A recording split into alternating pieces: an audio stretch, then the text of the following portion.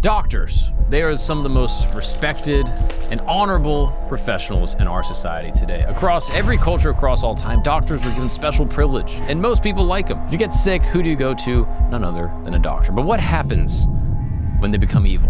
When they go rogue? When they pervert their duty to protect people with the goals of their country and their military? That's right, biological weapons, warfare that is done with bacteria, that gets into people's food and kills hundreds of thousands. Well, today we're going to be discussing exactly that. Perhaps the most evil doctor to ever exist. He is a part of the Japanese Imperial Army. His name is Shirō Ishii. He was the director of Unit 731. This was perhaps the most morbid and dark moments of World War II. This was an experimental torture chamber where this guy, this doctor, would perform the most unthinkable experiments on actual human beings. And today we will be going through some of these atrocities, some of these war crimes, the actual experiments that were done, why they were done, and ultimately what happened to Shirō Ishii and his other colleagues at the end of World War II. Spoiler alert, nothing. So, if you are interested in the dark facets of war and the atrocities that humankind can do unto herself, well, this is the episode for you. So, sit back, relax, maybe make yourself a martini, and welcome to camp.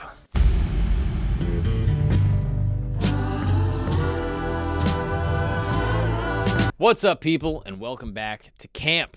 Today, we're going to be taking a deep dive on one of the most evil doctors to ever walk the face of the earth. I mean, as you can imagine, doctors, they're committed to your health. They're trying to help humanity, take us, into the future by giving us drugs, medicine, surgeries, whatever we need to preserve our health. But what happens when a doctor's incentives get perverted?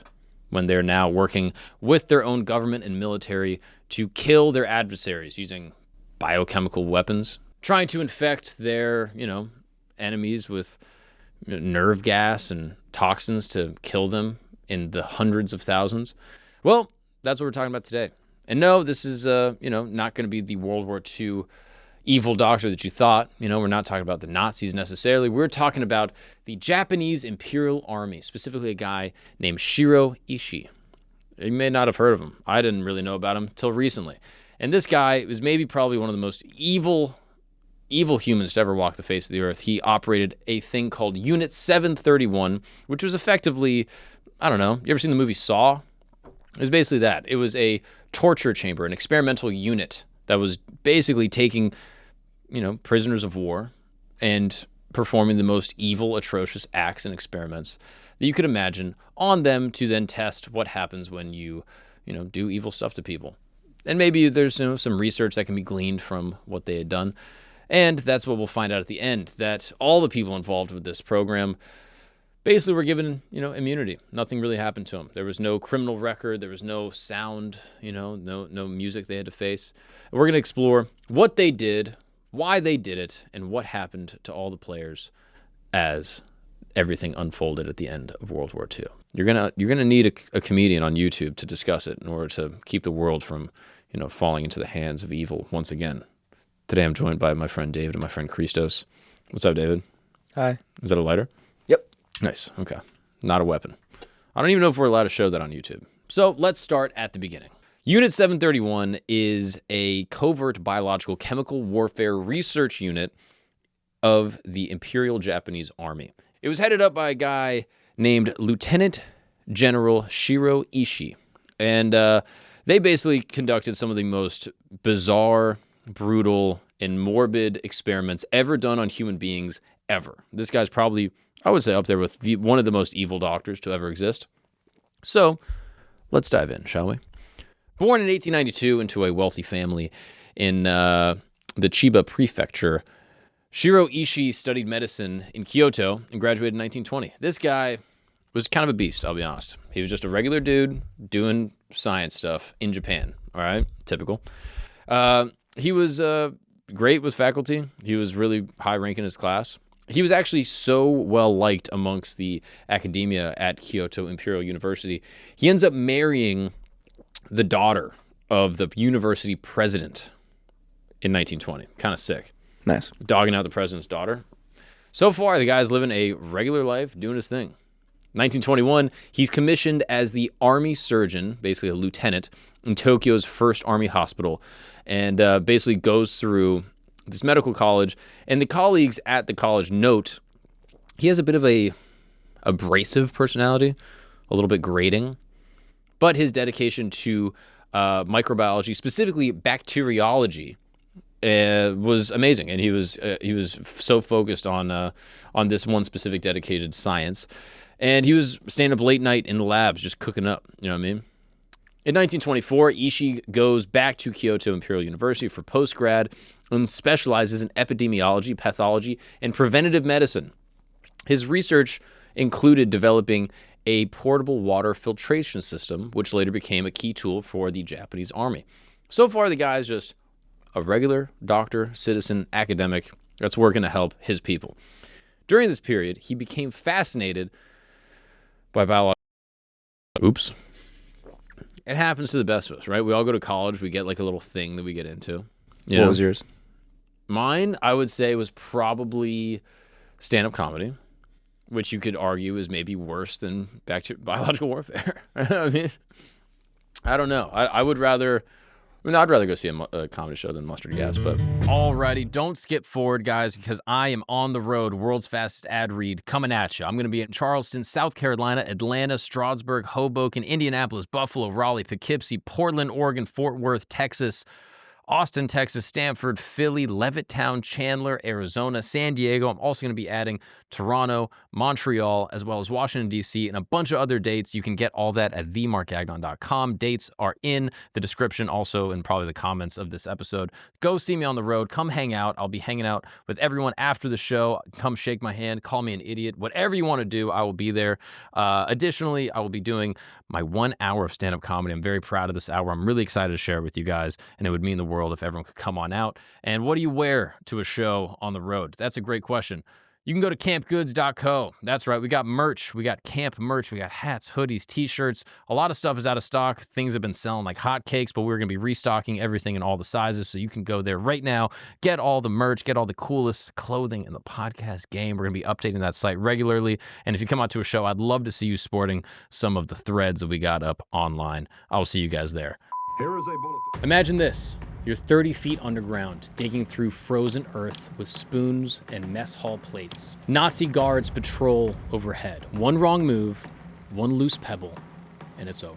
But on this night in 1944, 76 Allied prisoners would attempt the impossible, tunneling their way to freedom in the largest prisoner of war escape of World War II. And centuries earlier, in a cold stone chamber, a teenage girl in armor stood before her accusers. Her crime? Leading armies, speaking to angels, and daring to challenge the most powerful men in Europe. Joan of Arc's trial would become one of history's most infamous moments. These are just two stories from Today in History, the newsletter that brings you the most fascinating events from the past, delivered fresh to your inbox. From epic wars to religious rebellions, ancient mysteries to modern marvels. Don't miss another piece of history. Scan the QR code now or click the link in the description to sign up for Today in History. I don't know. People go to college. They get into all sorts of weird things, right? Yeah. Badminton, bowling, Badminton. Bisexuality. What did you get into in college at the University of Tampa? Don't dox me. I got into women. Okay. See? No. That's biological warfare. So in 1925, the Geneva Protocol banned chemical and biological weapons. Right?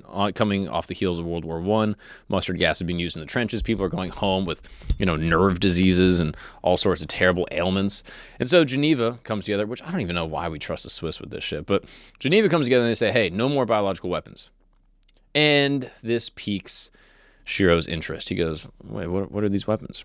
He argued that such bans indicated their strategic potential and lobbied military leaders to invest in their development. That's kind of a backfire, if you ask me. Right? Like the good guys are like, hey, don't use this. And this guy's like, wait, if they're saying not to use it, we should obviously use it. Right? Like that's kind of like a Streisand effect. You try to like stop this thing on the internet and all of a sudden it goes everywhere. So Ishii is promoted the surgeon captain in 1925, and he starts conducting field research on epidemics in Shikoku and Taiwan. His work on dysentery and typhus solidified his reputation as an expert in disease control. In 1928, Ishii went on what you could call like a tour, maybe like an internship perhaps, of Western institutions to gather more knowledge in the U.S. This includes the Rockefeller Institute in the United States. Uh-oh, I smell a conspiracy. Right? He goes to the Rockefeller Institute and all of a sudden learns everything about, chemical warfare. During this tour, Ishii was exposed to advanced bacteriology and their techniques. Ishii later claimed the trip inspired his vision for large-scale biological weapons research. So by 1930, he becomes a professor at the Army Medical College in Tokyo, where he established the Epidemic Prevention Research Laboratory. By 1936, Ishii is a very savvy political navigator and also a very bright doctor. So with this efficiency plus, political connections, he propels himself to be the leader of this thing called Unit 731. This is a facility that's dedicated for, water purification for troops, but also because of Ishii's interest in biological weapons, basically doing chemical warfare development, right? So it's a twofold. It's a wide spectrum. Yeah, we do a little water over here, a little, giving people diseases over here. Maybe it's one and the same. Maybe that's why they put fluoride in our water to keep you guys stupid. Anyway, that's a theory. I don't believe that. Basically, they're trying to mask the atrocities that are going to happen at this Unit 731. And again, this is 1936. This is prior to Japan allying with the Germans in World War II, right? That happens in the 40s. But at this point, World War II is already basically, kicking off in Europe, and, they can see what's going on. So by 1941, he's promoted to Surgeon Major General. This is overseeing a network of 10,000 personnel across Asia. And his operations include, testing pathogens on prisoners, planned attacks like the abandoned 1945 U.S. bioweapon strike, Operation Cherry Blossoms at Night, which is a very cute name. Operations Cherry Blossoms. Can you Google that? What is Operation Cherry Blossoms at Night? Oh, at night's part of it? Yeah. Oh, okay. Well, you thought that was just... They would do cherry blossoms at night. Is this a SpongeBob episode? Maybe. We're doing cherry blossoms. So Operation Cherry Blossoms at Night, as it has come to my attention, was a planned Japanese military attack on civilians in the United States using biological weapons during World War II. The proposal was basically for the Japanese Navy submarines to launch seaplanes that would deliver weaponized bubonic plague into the United States, developed at Unit 731. I mean, that's way worse than Pearl Harbor. Like, Pearl Harbor, that's crazy. Like, low-key, if this had happened, all the rest of World War II, like the big, the two-strike solution we'd hit, the sake bomb, that would have been more justified. Again, I'm not saying it's justified, but once you see that, they were planning on launching bubonic plague in America in the 40s, that's insane. But this operation was abandoned shortly afterwards because the planning... was faulty, and there was strong opposition from the general of the Japanese army, which is good. I guess, cooler has prevailed. But this guy still is cooking at Unit 731. And, as you had mentioned before, David, the R word of Nanking. Oh, okay. I don't know how to pronounce that. It's I always heard it as king. That's what I always thought, but apparently Nanjing. And basically, this was a massacre that the Japanese did in China. And it's worth noting most of the people that were tortured and experimented on in Unit 731, I believe, were Chinese. So they kind of used it as justification to just go wild. So what happened there? Let's go through some of the dirty details. The prisoners were intentionally infected with diseases like anthrax or bubonic plague and then dissected alive to observe internal organ damage. What's anthrax? Just a white powder, I guess. That's all I've ever heard of it. But I think it's like a nerve toxin, my understanding. Like, it basically causes nerve damage, is my understanding. Anthrax is a disease caused by the bacteria Bacillus, which typically affects animals like cattle, sheep, and goats. Chattel. While rare in humans, anthrax can be transmitted through contact with infected animals' wool, meat, or hides. And what does it do to them? That's not, it doesn't fucking say it. It's called transmission, types in humans. Symptoms. Symptoms vary depending on the types of anthrax and include skin lesions, fever, chills, chest pain, difficulty breathing, gastrointestinal distress, and more. Doesn't seem terrible. I feel like I've had all that. Is this like the medical term for like leprosy? Oh. No, I feel like leprosy. No, leprosy is a medical term. Never mind. What does it even have to do with leopards? That's what I never understood, right? I never got that. But yeah, they were infecting prisoners with diseases like anthrax. And this was done under the belief that live tissue yielded more accurate results than post-mortem studies. So they were literally cutting people open alive. So you get infected with a disease, and then you get cut open alive. Victims had organs removed while conscious, including the lungs and the livers, to study how long they could survive. I don't know how you get someone to a point where they're just like, yeah, who cares? Like, we can just do this on... This guy was also going home to his family, I assume. He was like doing these experiments. You think he has a family? Yeah, I'm pretty sure. I mean, let's find out if he had kids. I'm assuming he did. You know what I mean? I mean, they were doing all sorts of crazy stuff. Limbs were amputated and sometimes reattached to different parts of the body, which could be cool. I bet you his family never got out of line. Oh, yeah. They knew what he was doing. Like, I wonder if he was just doing all this and, you know, they just were like, all right, whatever. How was work, babe? Yeah. It was good. Yeah, that was fun. Yeah, just, you know. Cut open 10 million Chinese people, root to stem. Yeah. Yeah, he had a daughter, and his daughter Harumi felt that Shirō had been unjustly condemned. Quote, "My father was a very warm-hearted person. He was so bright that people sometimes could not catch up with the speed of his thinking, and that made him irritated, and he would shout at them and sometimes cut them open alive." He was ahead of his time. Yeah, he's just too smart. Like, he's just thinking like 10 steps ahead all the time. You know what I mean? So he's cutting off people's bodies, limbs, you know, their appendages, and then reattaching them at random places. They studied gangrene and frostbite effects by exposing prisoners to extreme cold before amputating their limbs. I mean, like, what are you even learning from this? What's the point of it? To literally study, like, all right, what happens if we give people these things? Like, but is this beneficial for war? I mean, if you're going to do biological weapons, you're like, oh, what weapons should we do to subdue this population in this way? Well, yeah, but don't you know, like, hey, anthrax isn't going to treat them well already? But what if they are able to get lemon juice and then you're good? You know what I mean? It's like you launch this whole attack and then they can just, you know, get an antidote easily. Okay. I mean, I'm assuming, I don't know, I'm not a chemical weapons expert. Youth Corps members, this included teenage trainees, assisted the surgeons in vivisections, literally cutting people in half, often treating the acts as training exercises. Prisoners were assigned 3-digit numbers upon arrival and cremated after death to destroy the evidence. Those who resisted the infection were executed by gunshot or lethal injection or decapitation for brain studies.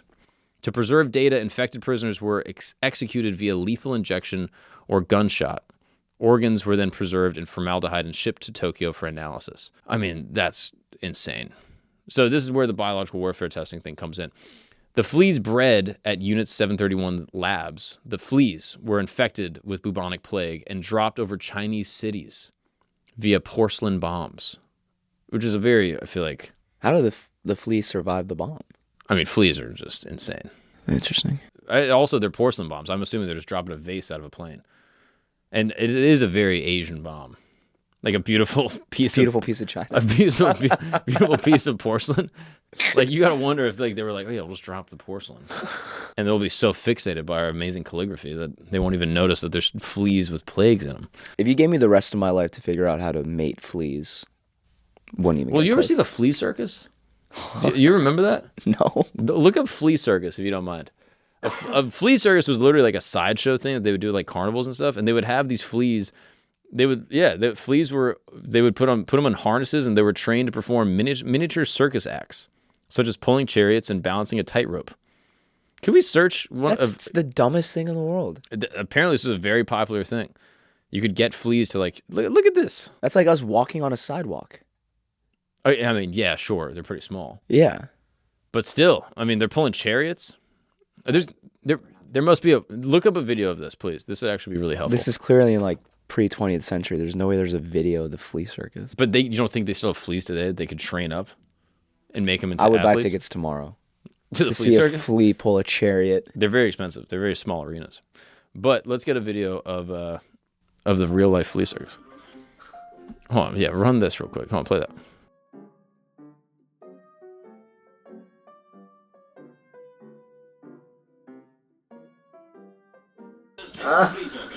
Look at this.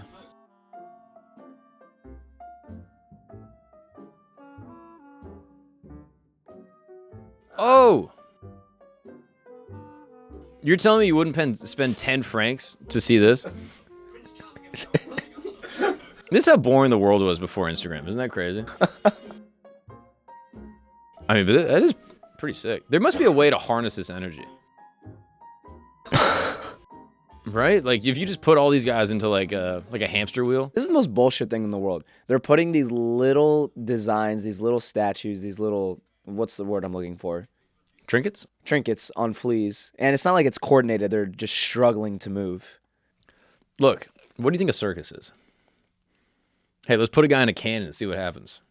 You know what I mean? Like, a circus is just doing the same thing to humans.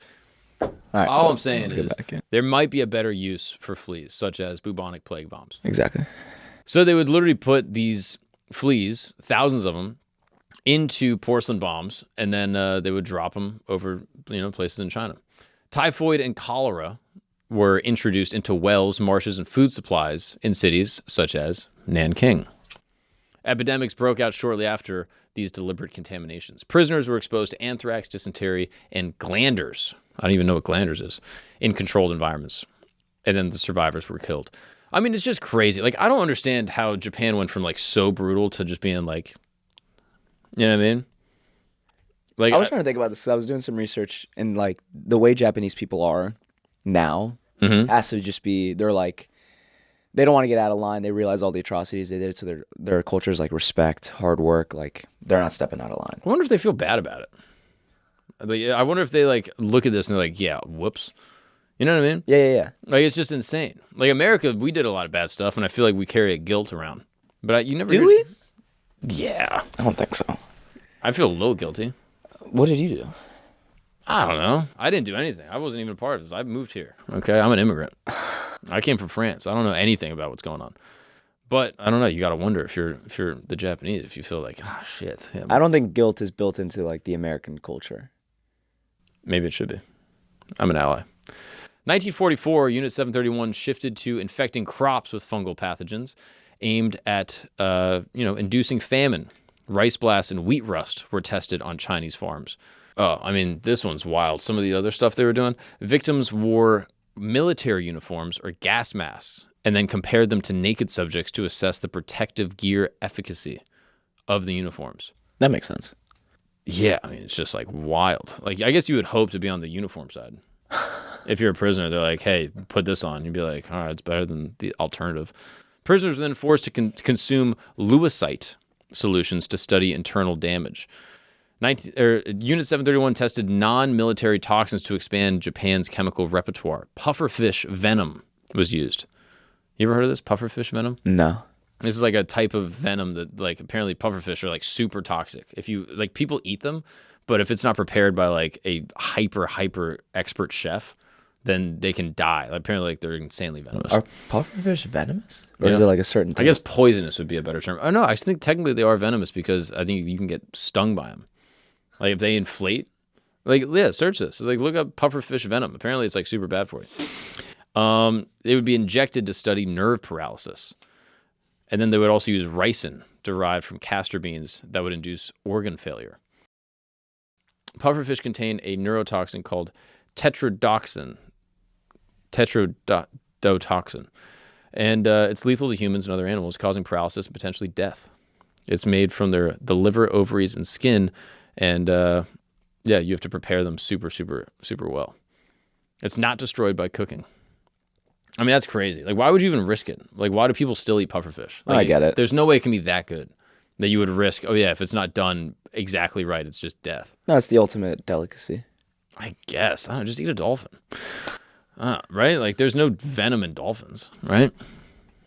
Victims were then force-fed or injected with these pathogens, and, it was anyone that survived then would just be killed to then have an autopsy done. Oof, this one is tough. Hypobaric pressure experiments. Prisoners were placed in chambers that simulated extreme pressure changes. Victims then experienced ruptured eardrums, organ failure, and death as their bodies collapsed under the pressure. They were sealed inside these steel decompression chambers and exposed to altitudes of 20 to 30,000 feet. Pressure was rapidly reduced to mimic sudden aircraft cabin depressurization or high-altitude bombings. So that's why they're doing this testing, I guess, is like They're just thinking like, okay, what are things that we don't know? Like, what is the amount of pressure a human being can endure? Yeah. So literally like any type of like more just ask ChatGPT. Before ChatGPT, they would just have to do it. They would just get out there. Before AI, they'd be like, all right. And the only time to do this is during time of war, because then you can experiment on adversaries. Because adversaries aren't human. You know what I mean? You just dehumanize a whole population, kidnap them, and then you're like, yeah, we can just do stuff on them. Because it is crazy. Like, we do these types of experiments, or at least we did, on, like, mice and stuff. And that's still do that? Yeah. Yeah. They're doing stuff to mice. Inject them with something. Give them a plague. Give them a line of coke. Yeah, exactly. See what cocaine does to them? Yeah. I don't know. Oh, fun time. Yeah. Researchers sought to determine the maximum survivable altitude and time to death thresholds. So 30,000 feet, death occurred within 8 to 12 minutes. Survivors of initial exposure were euthanized for autopsy to assess internal damage. At a certain point, you got to be like, MK Ultra is not that bad compared to this. You know what I mean? What is MK Ultra? It's like, oh, we're going to take you and give you drugs. And like, sure, that's not great to be given drugs against your will. I don't know. I think how much they were giving like people 1,000 hits of acid. Yeah, better than hyperbaric chamber at 30,000 things. I've taken one tab of acid and had a horrible time. Now imagine 1,000x. That miserable. I guess, yeah, maybe acid plus a hyperbaric chamber is probably the way to go. Limbs were frozen solid. That's another thing they did. Frostbite studies. And yeah, they would just put people into, you know, like freezing temperatures, negative 40 degrees Fahrenheit, submerged in ice water, or left uncovered in open air freezing conditions. And then victims dipped their water beforehand, and they wanted to see what would freeze faster. Is it like at a certain point, like they got to be looking at each other like, yo, are we just doing Jackass? Like it's like almost Jackass level. Like, let's just see what happens. I don't know. Try it out. Fart in a tube in a confined room for that. Yeah. How many farts does it take to kill someone? You know, I feel like they were not far off from doing that. So here's how it all ends. Basically, they're just doing the most brutal experiments you could ever imagine on actual human beings. And in 1945, Japan surrenders. Unit 731's leadership and members systematically evaded accountability through a combination of evidence destruction, U.S. complicity, and strategic silence. I mean, this is the part that I find so morbid about history, is that all the worst people in history don't ever take accountability. Like, all of them. Like, none of them ever have to, like, face the music of their own crimes. It's insane. So, like, Soviet forces advanced through Manchuria, which is where they did a lot of these experiments. Yeah.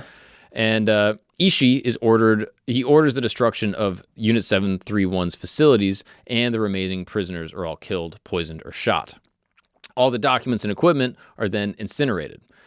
One of the technicians there later testified to burning victims and then scattering the bones in a river. Ishii fakes his own death in 1945 and then goes into hiding. Hell yeah. Crazy. Now the fun begins. When American occupation forces learn that Ishii is still alive, they order the Japanese to hand him over, and investigators from Camp Dietrich began interrogations. First, Ishii denied any human testing had taken place. Bold. No, what? Yeah, I mean, of course you're going to deny. Yeah, I guess. But, like, I wonder if he's trying to do it like a lawyer thing. Like, no, we didn't do any human testing. They were subhuman. Yeah, they were Chinese. Yeah. Like, that's like I'm sure they were trying to take like some legalese approach. And he says, no testing had taken place. What are you talking about? And he was aware that the Soviets also wanted to talk to him, and that it's possible that their methods might not be so diplomatic, right? Yeah. So what does he do? He later offers to reveal all the details of his program in exchange for immunity from war crimes. Like, he's basically like, look, I'll strike a deal with you. I'll give you everything we know. He's terrified of learning, you know, what's going to happen to him. He's thinking like, okay, I'm going to get killed either way. Might as well try to broker a deal with someone. So the Americans, you know, are anxious to learn the results of some of the experiments that they themselves have been unable to perform because, you know, human rights. Yeah. The American military accepts Ishii's offer, and the approval was given by the highest levels of government. The arrangement, brokered by Douglas MacArthur, justified as protecting the Cold War era national security interests, basically gives Ishii immunity. From 1946 to 1948, Ishii and senior officials from the Unit 731 provided detailed reports of human experimentation, including the plague weaponization and the frostbite studies. These were classified and later used by the U.S. Army Chemical Corps. Ishii lectured at the U.S. Biological Warfare Center in Maryland in 1948, sharing insights on aerosolized pathogens and live subject testing.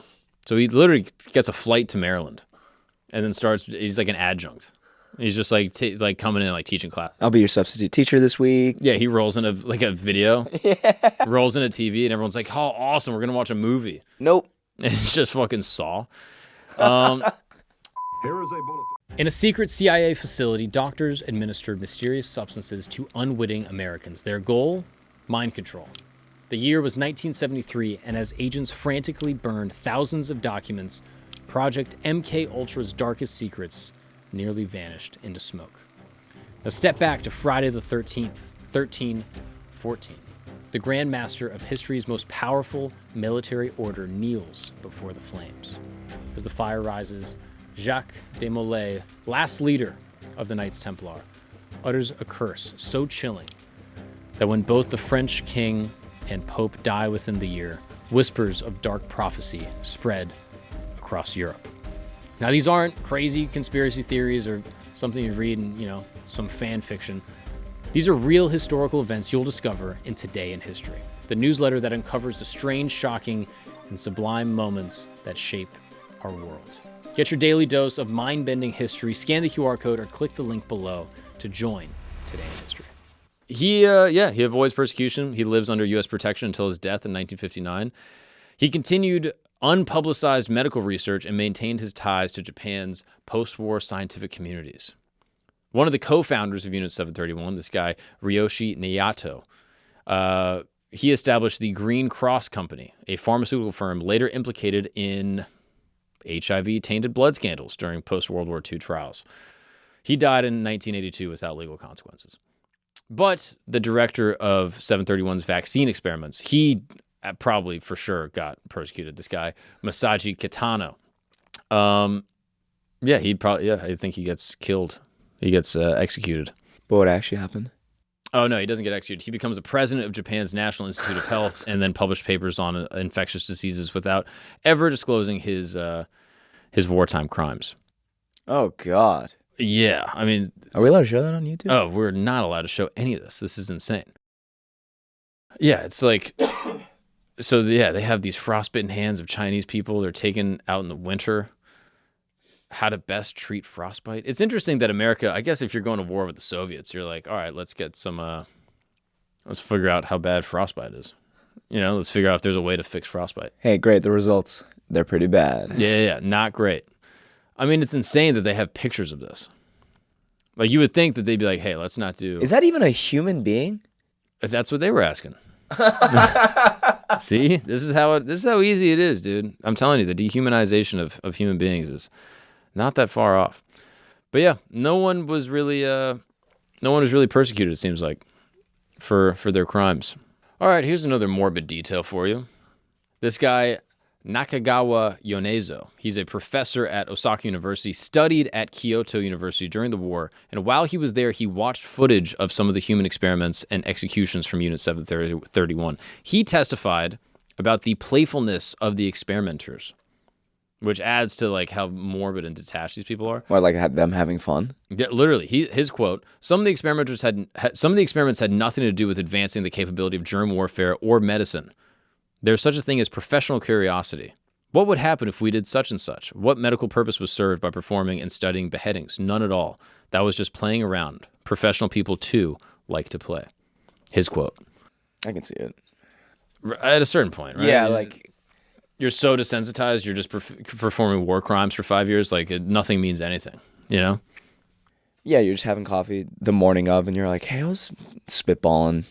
Like, what if we made him kiss? That's the worst thing. They'd be like, whoa, we're not going to do that. That's crossing the line. I'll cut off my arm, please. Yeah, well, we're going to behead him. We're not going to make him do gay stuff. What do you do with the head? Yeah, dude, I don't know. This is pretty morbid, I'll be honest. I don't enjoy knowing about how brutal human beings can be. But once again, as history has shown us, the most evil people that commit the most evil things seems like they rarely ever have to answer for their crimes. What's crazy is that this was less than 100 years ago. Yeah, no, it was extremely recent. I wonder how many people died total. It seems like it's estimated that some of the biological warfare testing that was done killed an estimated 200,000 to 300,000 people. I'm assuming that's both the actual executions and experiments that happened at Unit 731, as well as the chemical warfare that came from that, like the porcelain bombs and stuff like that. We should have dropped way more than 2 nukes on these people. Right? Jesus Christ. That's crazy. I knew about like Nanking, and I knew about like the imperialism of Japan like taking over China, but I had no idea they were doing this shit. What I'm curious about is, does it stop there? Like, we get all this information. Like, do you think we just stopped medical weapons testing? Like, I'm sure there's versions of this that still go on today. Yeah, but not on humans. No, of course not, dude. That whole 2020 thing was just that was a real thing that happened, bro. All right, I'm going off the rails. Once I get my conspiracy beanie on, it just gets completely side. What was the Wuhan lab testing on? Was it on rats? I think so. Apparently bats as well, which is where like the whole bat thing came from, I think. Do you think it was so now we know it's a leak, right? Allegedly. No, everyone, that's like fact. Allegedly, bro. Are we going to get like CDC info like tagged on this video now? I mean, probably. That's fine. We know it's a leak. Seems like that way. Okay. That they're doing gain-of-function research on COVID in Wuhan, and then they have the military games that happen right after. But was it an intentional leak now? Or was it an accident? That, I guess, is up to what Twitter thread you're on. And I'm on the wrong one. It depends on which one you're reading. It was so stupid. Do you guys remember the first month of the pandemic? They're like, yeah, like they were eating bats. And we're like, we're so racist. Yeah, everyone was like... They eat that shit over there. Yeah, of it course. makes sense. Yeah, we bought that Those wet markets. Yeah. You know, these bats. They're not going to try to hurt us. There's no way they would do it on purpose. It's more likely that they were just munching on a freaking bat. That's so stupid. Yeah. That's how racist we are. Yeah, it is truly American racism. We're like, yeah, that's crazy. Also, the other part that I always find interesting when it comes to like, I don't know, America, like kind of not being, I feel like we kind of turn a blind eye to a lot of stuff, despite all the atrocities that happen, like the syphilis experiments that happen in Tuskegee. Yeah. What were you about to say? On the airmen? On the pilots? Is that what we're testing on? The Tuskegee Airmen? That's why they were so big? That's why they could fly. They ended up gaining flight ability, I think. I don't know. Were they in planes or were they actually flying? I think they were in planes. But yeah, so they were doing this in America recently. How recently? It's the 70s? In 1972 is when it concludes. But yeah, they're doing syphilis research on American citizens. And then Americans are like, oh, they're not going to do that stuff again. They do it to those people. And you're like, oh, they were right. That's racist. Yeah. That's another feature of American racism. We're like, yeah, they're not going to do that to us. Yeah, dude. 600 men, 400 of them get syphilis. What does syphilis do to you? I don't know. It's an STD, right? I believe so. But untreated, I don't know what happens. Ooh, nice moral dilemma question. Syphilis is incredibly treatable now, and it doesn't lead to death anymore. That's what we were talking about on Flagrant. It was like, we were looking at this, and it's like, they eventually cured syphilis. And some people think partially because of some of these experiments. And that goes back to your torture one person for the rest of their life, or a million people get a speck of dust in their eye at the same time. Exactly. Actually, it's completely not that, but... It is a trolley problem in a way. It's like the greater good. I just don't think the ends justify the means almost ever. I'm not a utilitarian at all. I mean, it looks like, yeah, you get brain damage, other organ failure, blindness, paralysis, dementia, even death. This is from an STD? Yes. STDs are bad for you. Yeah, but I thought STDs just only I guess they affect your immune system, yeah. What would you rather? Let's do it. Hook up with a girl. Yeah. Get her pregnant. Yeah. Some random girl you don't know. And then deal with the consequences of that. She's going to have the baby. You got to She hot? She's Does she come for money? You don't really know. Does she make money? She's like a regular job. Like what? She works in like a fintech startup. Oh, okay. Yeah, that's fine. Or you get herpes. Ooh. Treatable. Mouth or genital? Genital. You're not going to die from it, but you do have herpes. Do I get herpes from her? Yeah. And she has herpes. She has herpes, now you have herpes. So...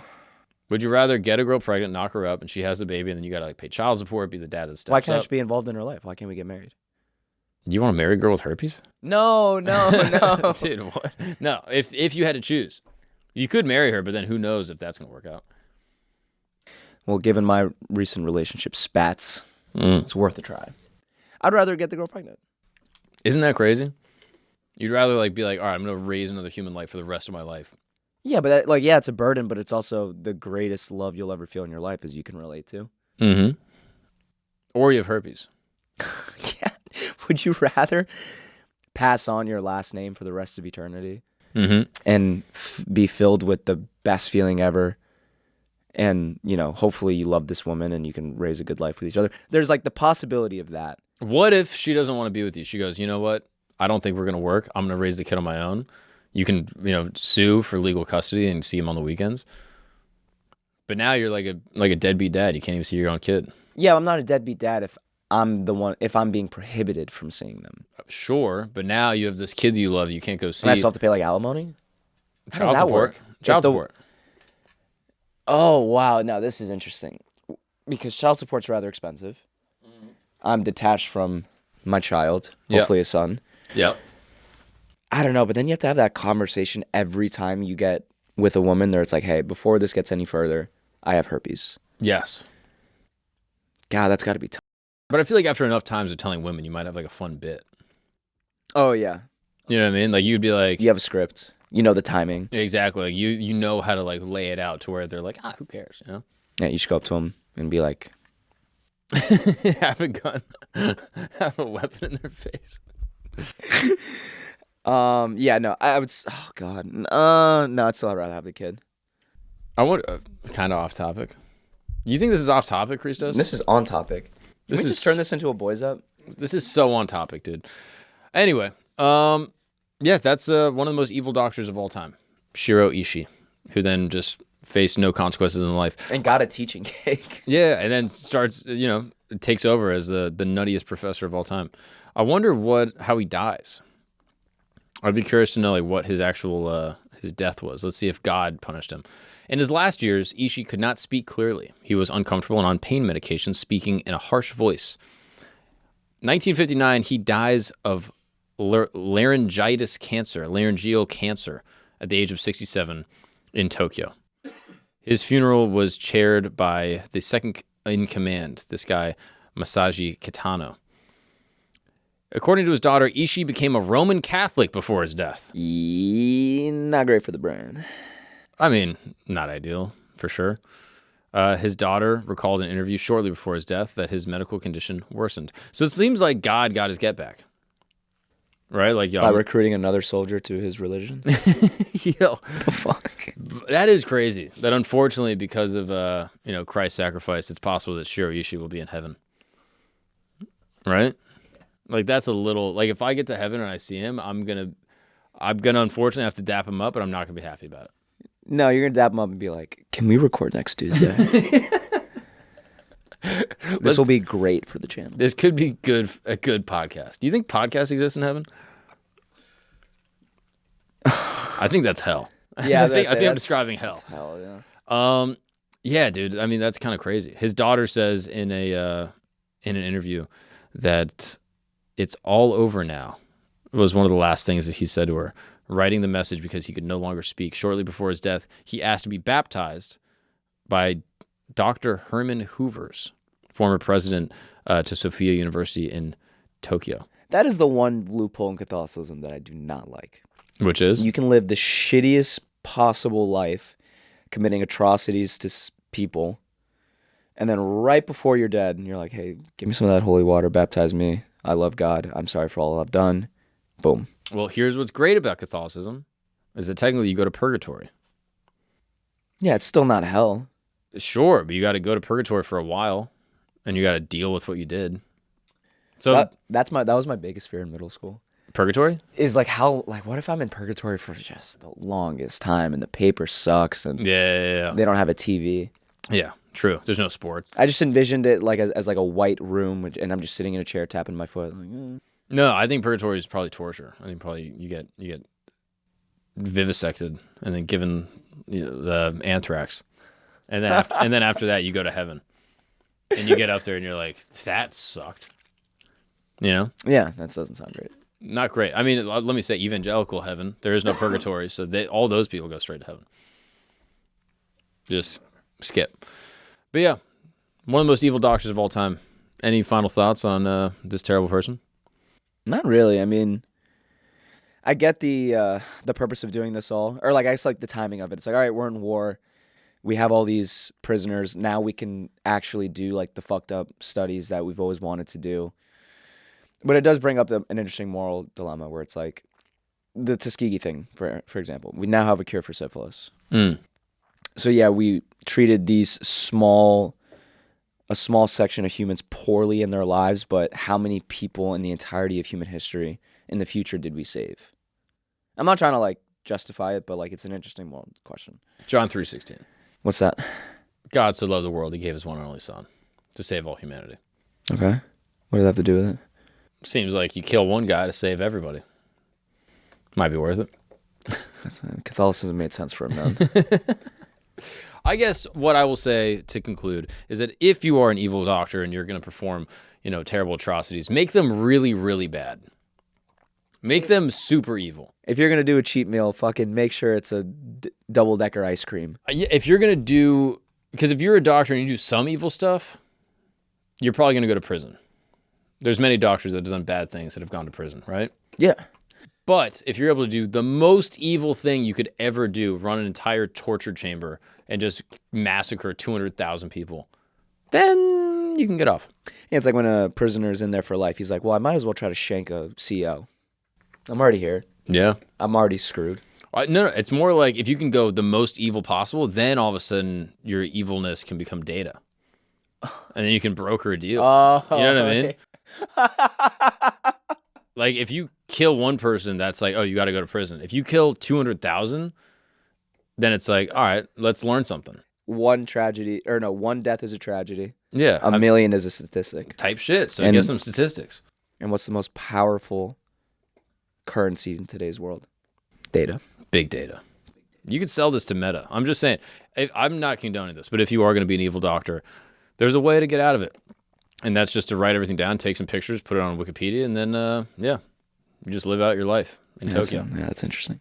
That's crazy. This guy... Maryland. Yeah, you go to Maryland. Have you ever had crab cakes this time of the year? Isn't that crazy? He went to Maryland, was given protection, and then was like, I'm still going back to Japan. Do you think he went to Magoobies? He probably popped into a couple comedy clubs while he was there. And he died in, 59? Yeah. Like, what? He had access to movies. Like, he watched Citizen Kane. You know what I mean? Like, that's crazy. This guy ran an entire execution chamber and then just got to chill. He was planning to kill Americans. And America was like, nah, we can just give him protection. Orson Welles. Yeah. Big director. He loved Orson Welles.